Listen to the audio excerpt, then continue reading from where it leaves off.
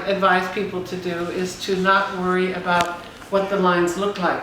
You're not making a finished drawing, you're training your brain, you're training your eye, you're training your hand, you're training them to go together. So this little drawing, I'm going to draw in red now, reddish pink, maybe. I hope that, will that show up on the camera? And show you that the back bend area is the area that I looked at first.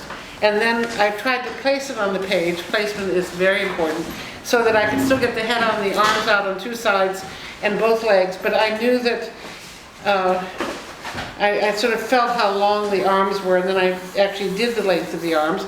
And then I got the line between the buttocks and drove down two lines that copied the placement of the legs on the floor, one higher than the other or both at the same spot. And then I continued up again to get a volume in the scapulas and the rib cage, a volume in the hip, and very loosely all the volume. And that was really a part of what I call up and down, not too much side to side, but mostly up and down. But that's only one response. It's the first response. Now, if I were drawing a circle, I would draw around freely, but then I might just, if I continue drawing, and I want to make sure that I have my drawing ready to make its expression, I would then draw with another tool, or the same tool with more strength, and I would then draw a little bit more slowly to get what I need. And I'm making a very simple shape because, whoops, I fell. Now, of course, it's not a perfect shape. I'm not Giotto. I'm not applying to make, to paint a mural for the Pope. And I made it imperfect, and it probably shows where my personality is imbalanced. But that would just make it a more popular work of art today. In Giotto's time, everyone thought about balance and perfection. Today, everyone thinks about being unusual and different, right? So here, two layers.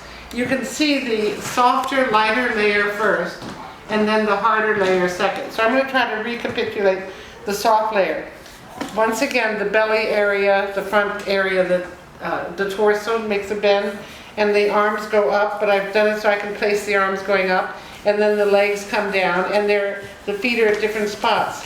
And then I begin to kind of guess at things, and at some point I use the sternum as a spot to go up to where there's an ear, and I use the nipples to get an alignment in the chest, and I use the deltoid to turn the two shoulders, and I come down to the rib cage, down to the pubic bone, and when I draw the legs I get the outside of the thigh.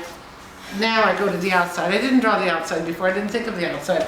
But at some point when here's the pelvic girdle and the buttocks and the other leg. So at some point you commit to a line. But don't commit in the beginning unless you're doing a Matisse-like designer drawing, which I'm not going to show you right now. But unless you want linear lines to make a certain kind of design or figurative, not design, but something attractive. Obviously these are not going to be attractive, these are going to be energetic. Here again you can see two different weights of line.